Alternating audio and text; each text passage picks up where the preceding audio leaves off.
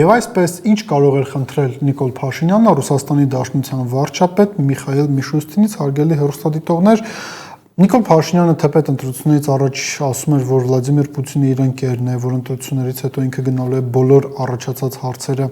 կարգավորի լուծի, բայց իր ընկերը մինչ այս պահը չի շնորհավորել իրեն ընտրություններում հաղթանակի կապակցությամբ, ինչպես նաև իջեցրել է իր քաղաքական մակարդակը, քաղաքական շփումների մակարդակը, եւ Նիկոլ Փաշինյանը ստիպված է շփվել Ռուսաստանի Դաշնության վարչապետ Միխայիլ Միշուստինի հետ հենց այդ շփումները իրականացնելու համար։ Նիկոլ Փաշինյանը մեկնել էր Եկատերինբուրգ, որտեղ էլ հանդիպեց Միխայիլ Միշուստինի հետ։ Լավ, ինչ կարող էր խնդրել Նիկոլ Փաշինյանը։ Տրամաբանությունը հուշում է, որ խնդրանքը եղել է հետևյալը՝ ապահովել վերադարձ հայկական կապիտալին ռուսական շուկա։ Այսօր մեր գործընկեր լրատվամիջոցներից մեկը հետաքրքիր տեղեկատվություն էր հրապարակել, ուրեմն եթե համեմատենք 2025-2026 թվականի մայիս-հունիս ամիսները արտահանման ծավալների առումով, ապա ավելի քան 74%-ով անկում է գրանցվել գյուղատնտեսական ապրանքների, ծաղիկների արտահանման հարցով։ Նիկոլ Փաշինյանը չունի այլընտրանք ռուսական շուկային, չունի այլընտրանք ԵԱՏՄ շուկային, այդ իսկ պատճառով պետք է հնարավորինս արագ ապահովի վերադարձը Եվրասիական տնտեսական միության շուկաներ, առաջին հերթին ռուսական շուկա, լավ, այստեղ կա տրամաբանական հարց։ Բա Եվրոպան, ինչ եղավ Եվրոպայի աջակցությունը, բա մեզ պետք է ԵԱՏՄ շուկան, երբ որ կա Եվրոպան, Ուրսուլա ֆոն դեր Լայեն, այդ քաղաքական գործիչ գինեկոլոգը, ինչներից է մեզ պետք Ռուսաստանի Դաշնությունը։ Վերջերս Ուրսուլա ֆոն դեր Լայենը տարածաշրջանային այց կատարեց։ Եղավ Բաքվում, հետո եկավ Հայաստանի Հանրապետություն, եւ եթե Բաքվում խոսք տվեցին 200 միլիոն եվրոյի աջակցություն տարածաշրջանային կոմունիկացիաների զարգացման համար, ապա Հայաստանում Ուրսուլա ֆոն դեր Լայենը խոսեց ճիշտ է մաքսային արտոնությունների մասին հայկական գյուղմթերքի եւ ալկոհոլի համար, բայց խոսեց նաեւ ընդամենը 18 միլիոն եվրո աջակցության մասին, իսկ այդ 18 միլիոն եվրոն դա այն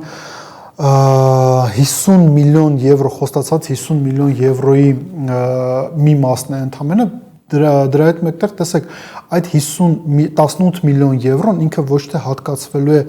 գյուղատնտեսությամբ զբաղվող մեր հարգարժան քաղաքացիների վնասները կոմպենսացնելու համար, այլ ինչ-որ մի կառույց է ստեղծելու, որը օգնելու է իրենց արտահանել ապրանքները Եվրամիություն։ Ինչևէ արձանագրենք հետևյալը, Եվրամիությունից չկա աջակցություն, այդ իսկ պատճառով անհրաժեշտ է հնարավորինս արագ վերադառնալ ռուսական շուկա, կրկին ասենք, ընդամենը 2 ամսվա կտրվածքով 70%-ից ավելի անկում ունենք արտահանման ծավալների հետ կապված, բայց արդյոք Նիկոլ Փաշինյանը կարող էր ստանալ այն, ինչ ինքը ակնկալում էր ստանալ, ոչ, որովհետև սրա մասին ասել էր դեռևս ապրիլ ամսին Ռուսաստանի Դաշնության նախագահ Վլադիմիր Պուտինը Նիկոլ Փաշինյանի հետ հանդիպման ժամանակ ինչի մասին էր նա խոսում, ասում էր, որ անհնարին է եւ Եվրասիական տնտեսական միության անդամ լինել եւ շարժվել կամ լինել Եվրոպական միության անդամ։ Հետագայում արդեն մի շարք ռուս պաշտոնյաներ, առաջին հերթին Ալեքսեյ Օվերչուկը նաև սկսեցին ել ավելի բացվածքով ներկայացնել Ռուսաստանի Դաշնության նախագահ Վլադիմիր Պուտինի խոսքը, նշելով հետևյալը, որ Եվրամիությունը պատրաստվում է Ռուսաստանի Դաշնության դեմ պատերազմի, Ռուսաստանի Դաշնության դեմ պատերազմի պատրաստվող Եվրամիությանը, եթե դու ուզում ես միանալ, կարող է լինել մի իրավիճակ, երբ որ Հայաստանը ստիպված կլինի ինքը միանալ Ռուսաստանի դեմ պատերազմի, իսկ եթե Հայաստանը շարունակի օգտվել Եվրասիական տնտեսական միության շուկաների բարիքներից, դա կարող է հանգեցնել նրան, որ Ռուսաստանը կֆինանսավորի մի պետության տնտեսություն, որը իր դեմ պատերազմելու է։ Ես կարծում եմ, որ ի վերջո ուկրաինական ճգնաժամը ինչ որ մի բան պետք է սովորեցրած լինել Ռուսաստանի իշխանություններին, Ռուսաստանի ռազմաքաղաքական էլիտային, այդ իսկ պատճառով Նիկոլ Փաշինյանի նկատմամբ վերաբերմունքը փոխվել է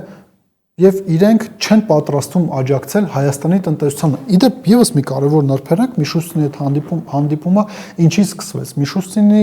բացման խոսքից, որտեղ եղավ անդրադարձ Հայաստանում կայացած ընտրություններին, բայց Նիկոլ Փաշինյանին ոչ ոք չշնորհավորեց։ Իսկ ինչու չշնորհավորեց։ Շատ բարձ, որտեղ Ռուսաստանում եւս շատ լավ տեսնում են ու հասկանում են, որ Նիկոլ Փաշինյանը ոչ լեգիտիմ քաղաքական գործիչ է, նա չունի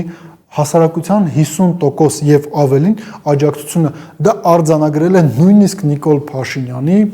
Վահագն Հովակիմյանը, Նիկոլ Փաշինյանի կենտրոնական ընտրական հանձնաժողովը, Նիկոլ Փաշինյանի սահմանադրական դատարանը եւս ամրագրել է հետեւյալը, որ անկախ նրանից, թե ինչ վարչական ռեսուրս է կիրառվել 17000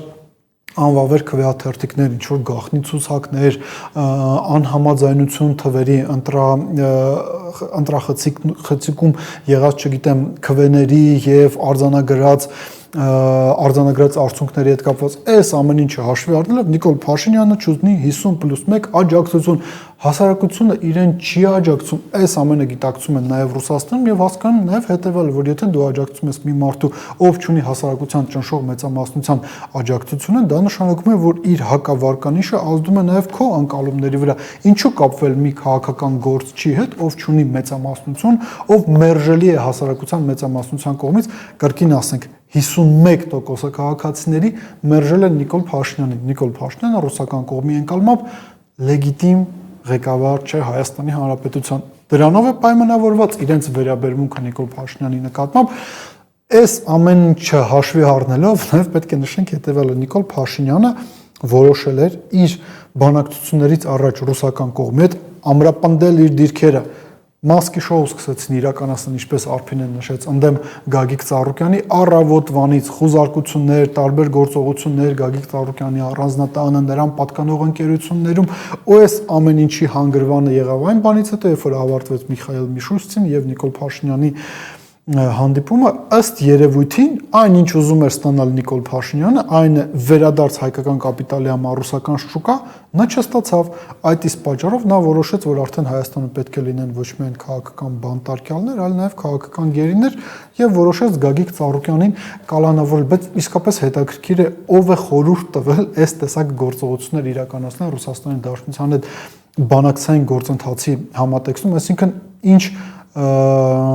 գործողություններ են ի պատասխան սրա սպասվում Ռուսաստանից, բարդ է պատկերացնել, որ ռուսական կողմը սրանից հետո կառաջարկի ի վերջո Նիկոլ Փաշինյանին գնալ հաշտության, ինչ եթե Գագիկ Ծառուկյանը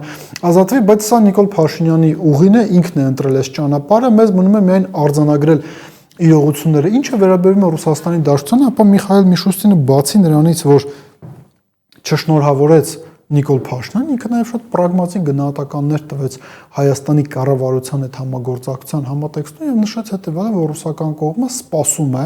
ակնկալում է, ցանկանում է ոնց ուզում եք մեկնաբանել, որ ռուսական բիզնեսի, ռուսական կապիտալի համար բարենպաստ պայմաններ են լինելու